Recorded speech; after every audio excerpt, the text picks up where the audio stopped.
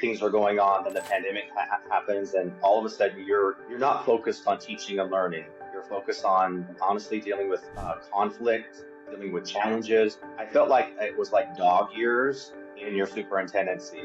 Honestly, it was like 4 years that probably felt like 12 for most people. Produced by Podcast Architects.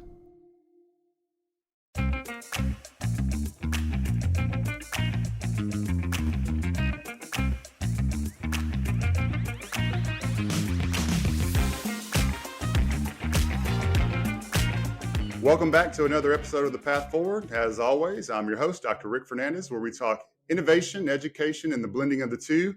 And I have a very special guest with me today, former superintendent. You can tell by the look in his eyes that he's an educator. And now my colleague at PowerSchool, he's the Director of Education Strategy, Jeff Pelzel. Jeff, welcome to the show.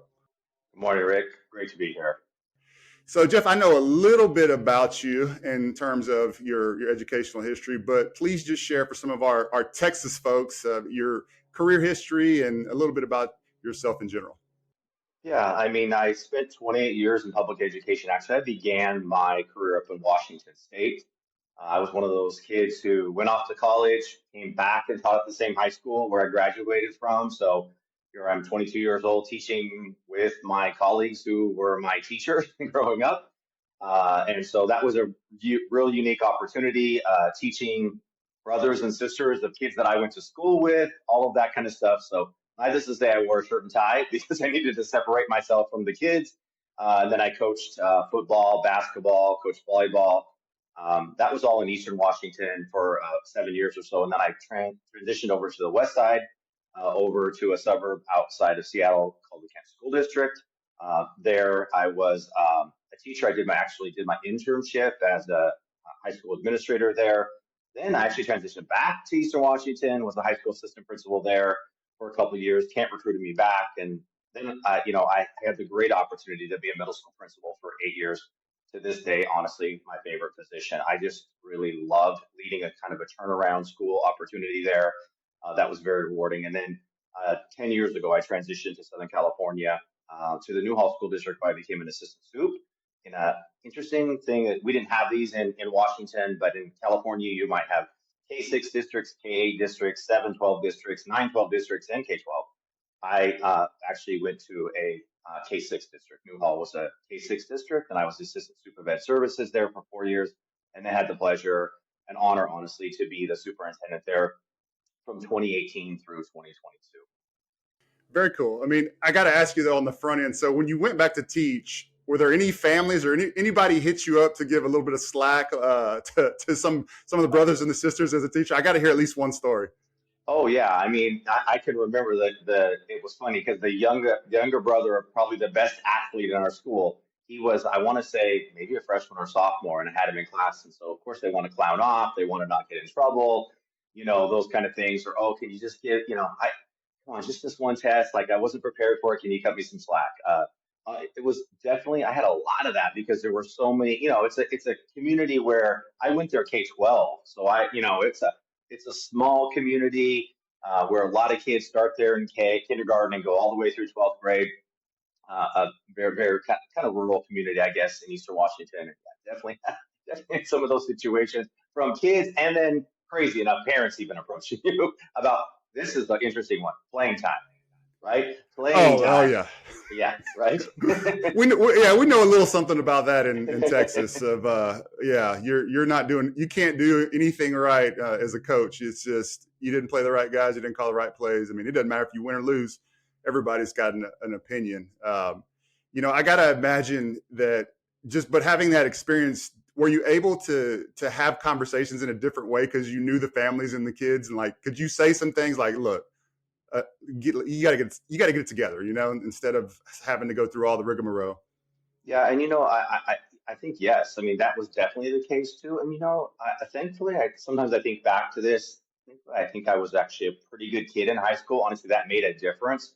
I played football, I played basketball, so I was known. My parents owned business in the community.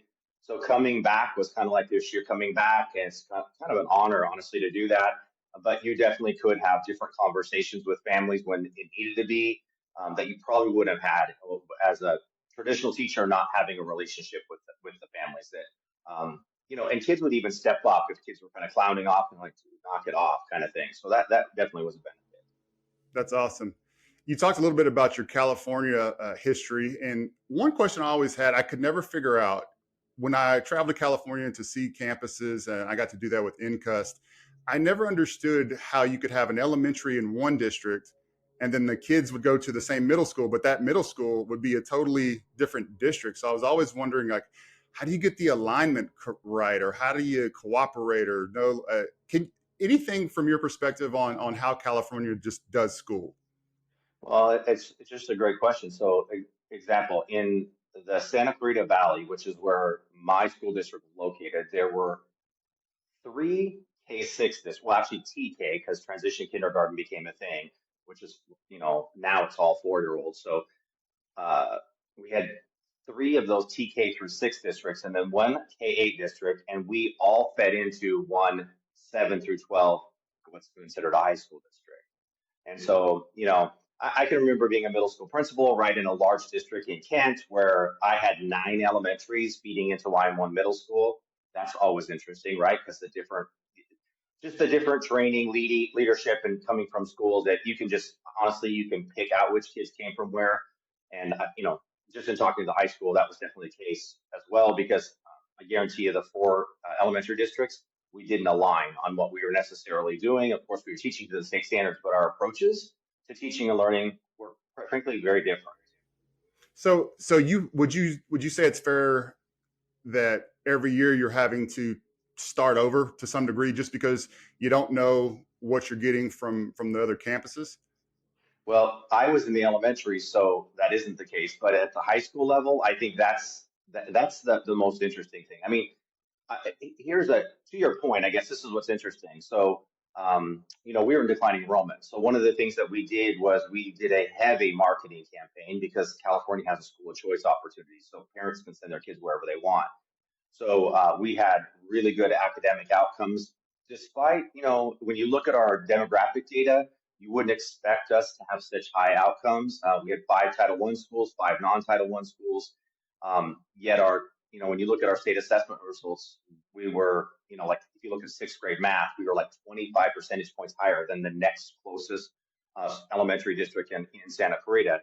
And so, yeah, I mean, the issue, I think, or maybe a little bit of challenge is when we did that marketing campaign, we had lots of kids coming in year after year from our feeder, our competitor elementary districts, and then also even outside of it. So that means, you have 110 new kids or new families coming into your school district.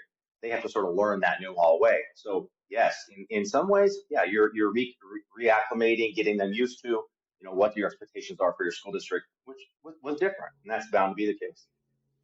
So talk to me a little bit about your superintendent experience and from the time that you got the job and the excitement and then ultimately your experience while you were there. Yeah, I mean, to say I was elated to get that job was completely an understatement. I transitioned to California when Common Core was actually just beginning. So, as an assistant soup, I began the implementation of the Common Core standards, the adoption of our reading and ELA resources, our math resources. So that's what I led as an assistant superintendent. So coming out of that in 2018, I transitioned into this role. So I was deeply vested in the work that was done from an instructional perspective. But my goal, I mean, honestly, from probably my 3rd year of teaching was I wanted to be a superintendent. And here I was now superintendent of the district that I had been leading all the instructional work and a complete honor, really rigorous, really, really rigorous interview process. I mean, I went through a lot of interviews, of course, in different positions, but that Sure. superintendent interview is different. This is different, especially when you get to the final interview and you're an in-house candidate, right? Because they're comparing you against your competitors. And so now Yep. they're letting it fly in that last session where they're wanting to know, because you're succeeding someone who worked above you. Maybe there were things that they like about that superintendent they don't. They want to know how you're going to do things differently. Um, so that was great. I mean, the really cool thing is that transition was easier because I had relationships with those board members. as an assistant superintendent. So that did help. And there's some things that happened right away that were really, really great after my first year. We had 3 of our 10 schools chosen for National Blue Ribbon. So to be able to go Oh, back to nice. DC, yeah, I mean, we were the only district in the state of California to have more than 2 during that year. And so that was a huge, huge honor for us to be able to do that. And then lo and behold, and we get to welcome in the pandemic. And so, he spent 2+ years, 2.5 years in the pandemic, coming out of the pandemic. That was, as my predecessors, I had 2, one superintendent who hired me, and then of course 6 months later he said, "Oh, by the way, I'm going to be leaving." I'm like, "You're kidding me!"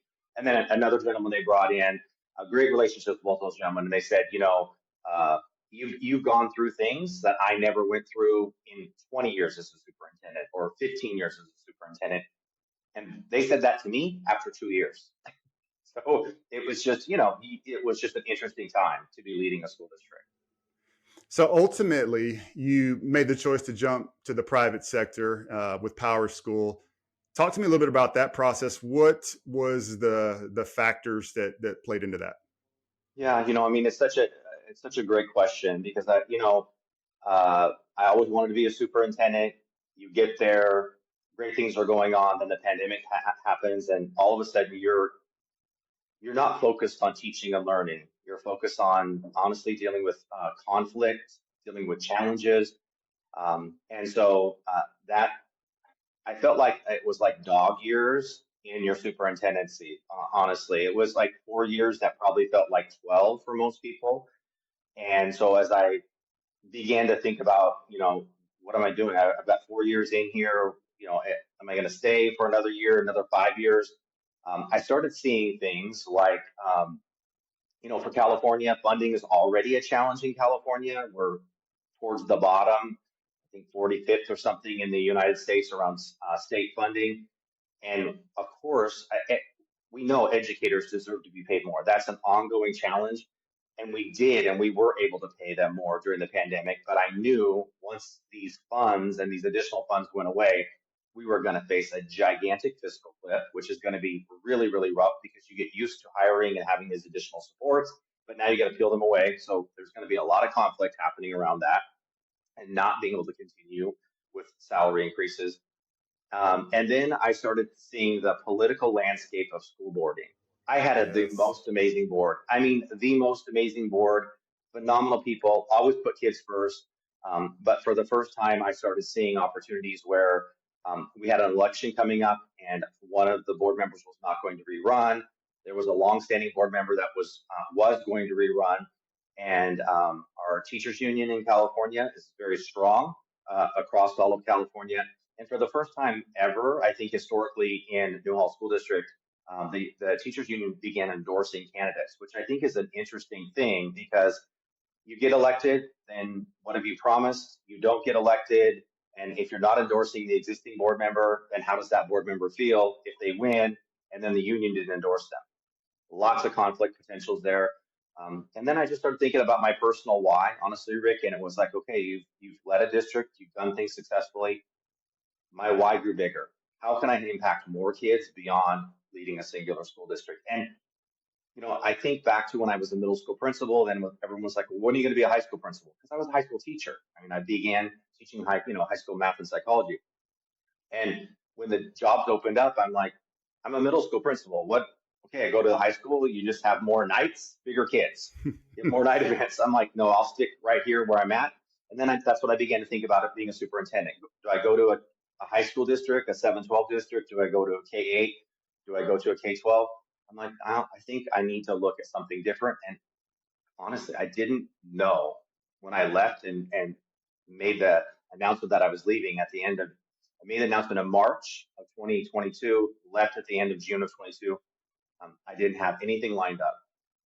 I just knew that there was something that was going to be out there for me. And what's interesting is I did talk to a number of vendors that we worked with, and I kept saying to them, you guys have awesome products and you have actually really good account managers. You're good salespeople, but you don't know anything about what goes on behind the scenes for a school district. And they kept saying, you're right. Like we should talk. We should talk. And then we were engaging in talk. And then lo and behold, as I'm just looking through things over the course of 6 months, there's a job description that pops it, and honestly, on LinkedIn, and I look at it and I'm like, that is this job that I've been talking about for the last probably 9 months. And lo and behold, that's how it fell into this opportunity. So, what was the biggest aha moment going from public to the private sector, where you're like, oh, wow, this is totally different in how we do business and what the metrics are? One thing that really stood out right away is the frequency at which people come and go at any time. During the school year, you don't necessarily, like, your teachers stay until the end of the year, generally speaking. Your administrators stay. Like classified, that might come and go, in a school district, but yeah, people are looking and they just go. Like, and all of a sudden it's like they got another job and oh, there's no one there. So that is one thing that really stood out. And and then let's get real here. Right now, where am I at? I'm sitting in my home office.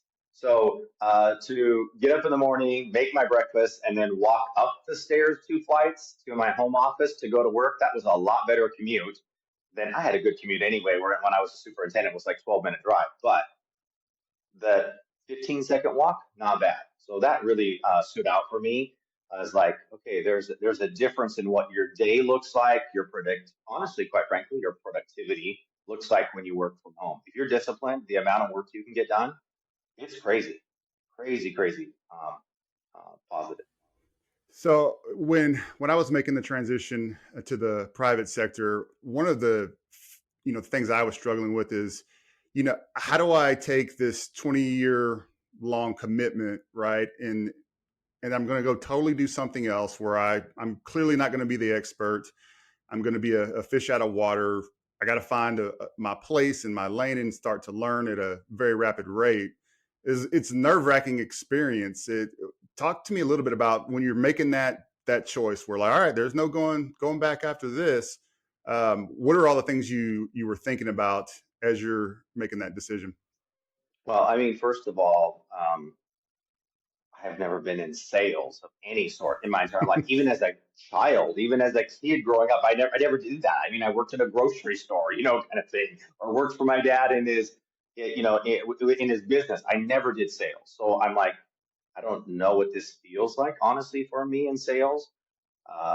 And with PowerSchool, there's like 20 solutions. I didn't know. I knew of PowerSchool as a student information system, but there's all these different solutions. And that actually is what gave me anxiety in the beginning, because I'm like, I need to become the expert on these 20 solutions. How am I going to get caught up to speed? What is this going to look like?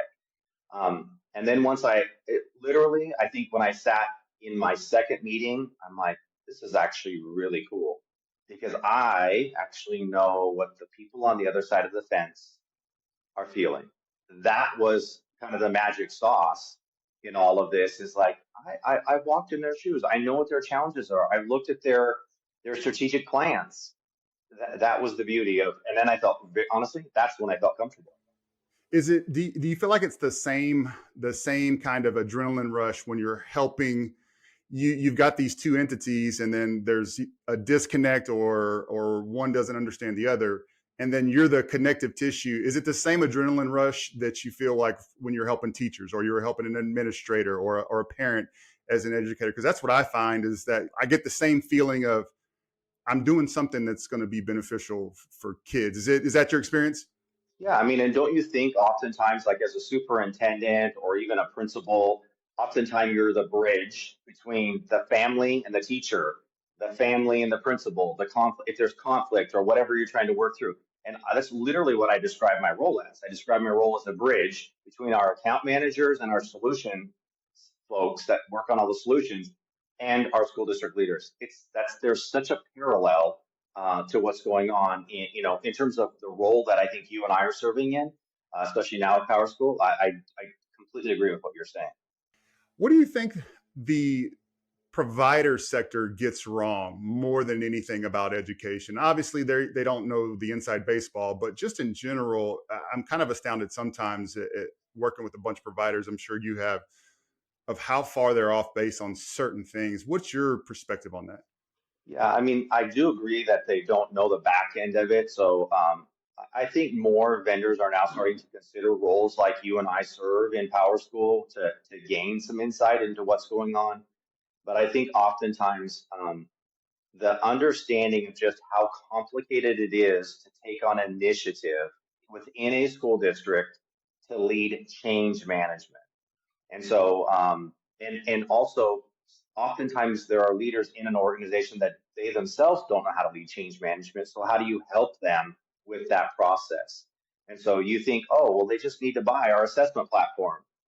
Do you realize the training that's going to have to go in front of the teachers, the buy-in you're going to have to get in front of your teachers to say we should be making this switch? There has to be a real pain there for it to go, for it to be an easier transition. If there's not necessarily a pain or a complaint from teachers or a complaint from administrators, it's a lot harder to make a switch. And especially depending upon your culture in your district, that process, like for us in Newhall, we would involve lots of stakeholder feedback, whether it was grade level teacher leaders, the site administrators. We would put together committees often anytime it involved any kind of change. And because we did that, when we went to the board, it was adopted. We didn't have challenges going forward because we had gathered input. Not everyone necessarily agreed with where we were headed, but they understood why. Absolutely. I try to use the analogy, if someone was going to offer you to move into a brand new house, but it was only a block away, what would it take for you to go through that pain, right? Like, how good would the deal on the house? How much would you have to make on the house you're selling to, you're perfectly happy with the house you have. Or it's okay. It's, we've had it for a while. It's not terrible. We're comfortable with it. It's not as efficient.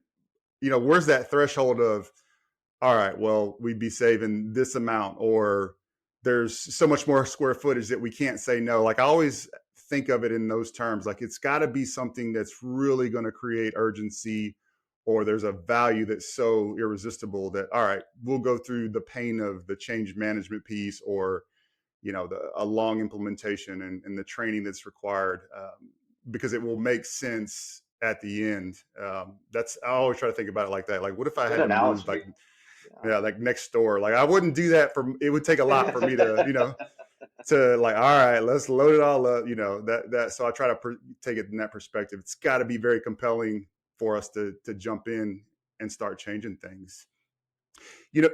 What do you think in terms of, so I've been a part of the team for almost a month now, and I've seen some unbelievable opportunities in terms of the technology that schools can utilize. What are you most excited about in terms of PowerSchool and just the service that we're given to school districts? Well, obviously the hot topic right now is AI.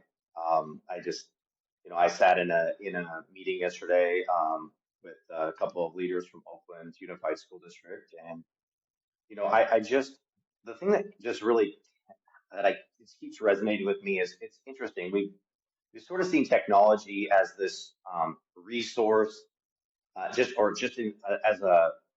a tool in life that's kind of disconnected people because we're on our phones at dinner, we're tapping on our phone, we're not paying attention, we're not quite as attentive. And I actually think in education, AI now is going to turn that like, oh, it's polarizing. We don't want kids on devices. It's actually going to change it so that our teachers finally have time to build relationships with kids.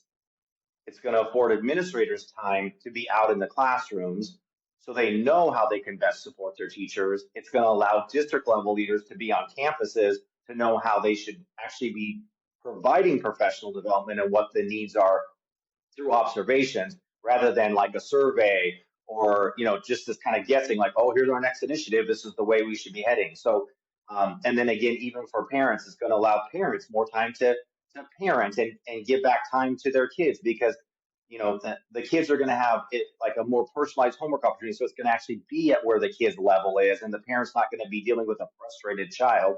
The teacher's not going to be coming to school feeling just worn out and tired because the night before they spent 4.5 hours creating an assessment for the end of a unit, an algebra 1 assessment or something like that.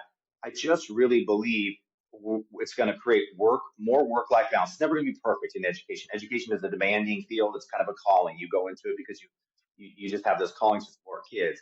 But I really do think it's going to actually create this more personalized environment where relationships are going to come to the forefront. And it's going to make that job that already is really rewarding, even though it's really demanding, it's going to feel even that much better. That's just what stands out to me. And I think the journey that we're on at PowerSchool, it mimics it on every front, not just the teacher, but I'm talking in HR to finance, every persona, even the tech department. I really think it's going to transform education. I love the AI component, and I'm excited to see how school districts are going to be able to apply that to make their processes and their experience better for their stakeholders. I think I'm most excited about like the unified insights, the data as a service, the connected intelligence, because one of the problems that we've always had in education is we have our quantitative data. It's usually the autopsy data, right? So after the test, and then we come back and then, all right, well, it's too late to do anything now about it. So we try again next year. But there's all these qualitative pieces and so much anecdotal data that we really don't know how to use it and what it means and how's it connected to the testing data, the quantitative data. I'm so excited for an administrator to be able to look in either at their phone or a screen or a report and see how everything is interconnected. Every decision I made, from my finances to my staffing to our educational outcomes, this is where it's all happening. And are my priorities aligned with my pocketbook and with what we're doing? To me, I think that will be just a transformational opportunity for school districts, because then you take all of that guesswork of throwing darts at programming or throwing darts at training or all the time and effort that we require of our teachers and our students and our families. And we can now look and say, is there time spent elsewhere that would be better, better opportunity for our kids? So to me, I think that's the best spot. Yeah, and I think the use of AI to talk to your data, to be able to create these correlations. Like you're thinking about your strategic plan. We did A, B, did it A and B, did it yield the results that we were hoping to? We can actually create these through lines. And the one other thing that I think about, you talked about it, like connected intelligence and that data lake. Having gone through a ransomware attack in the middle of the pandemic, that was the other blessing I got. If I had had a solution like connected intelligence, I wouldn't have worried about that because I would have had every piece of data that would have been backed up the last 10, 15, 20 minutes. I would have said, let that information that we lost the last 10, 15 minutes go.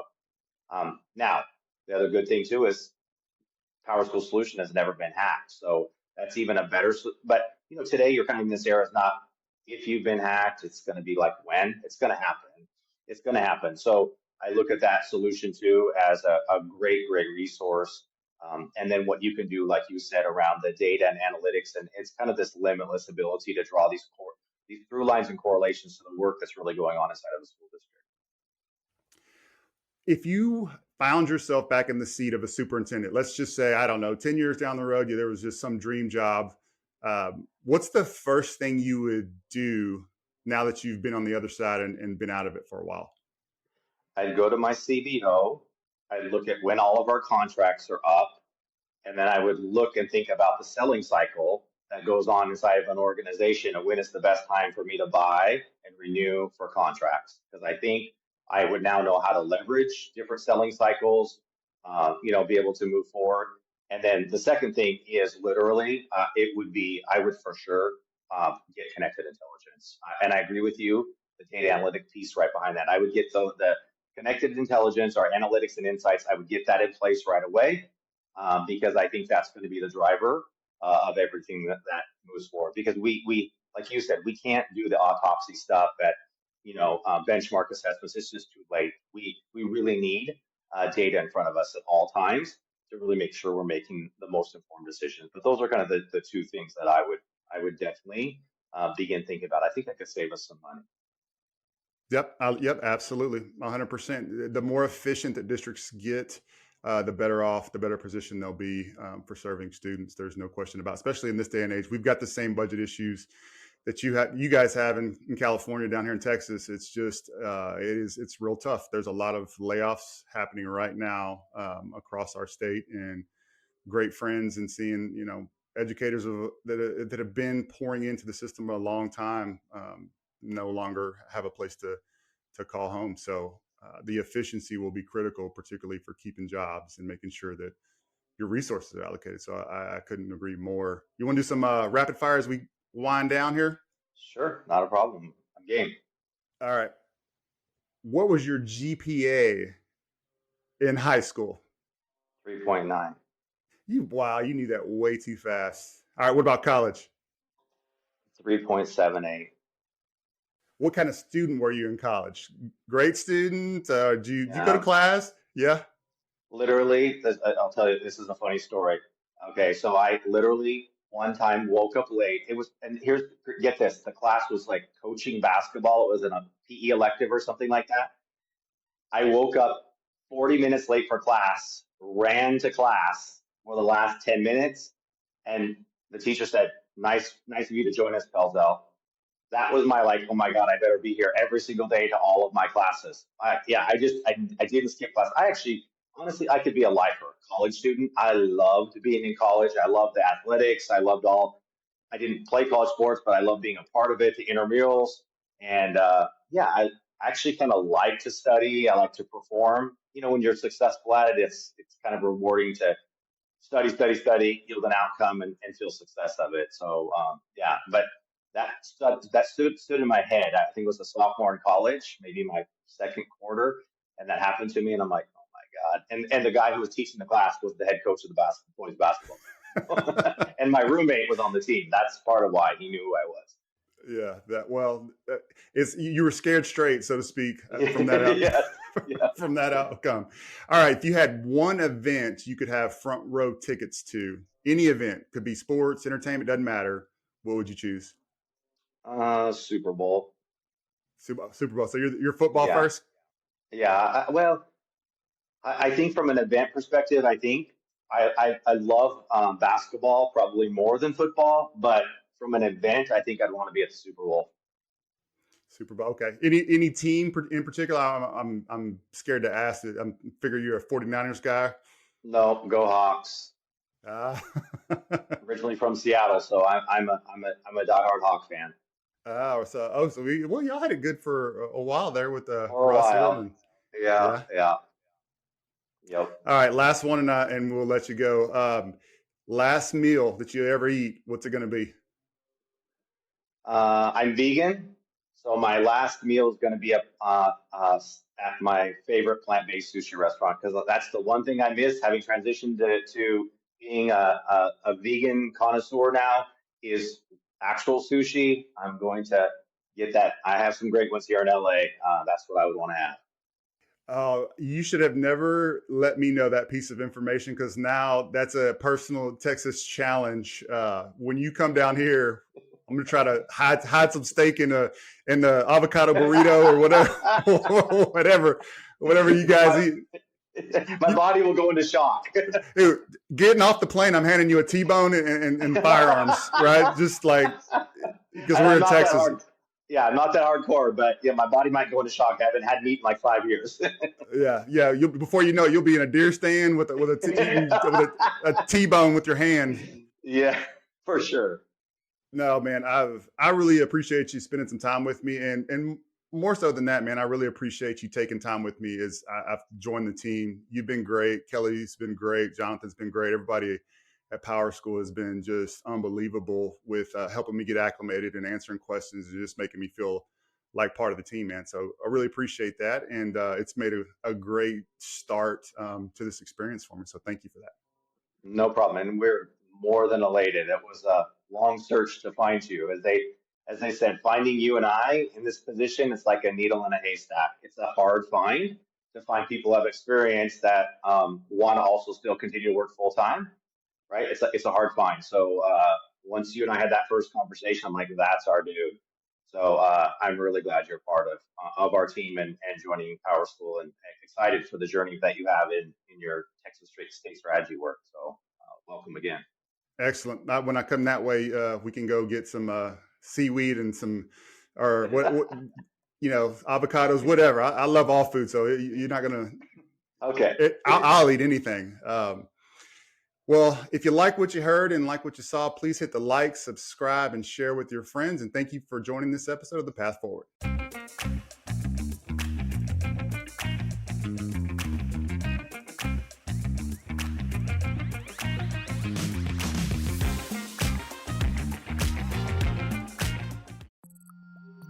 Produced by Podcast Architects.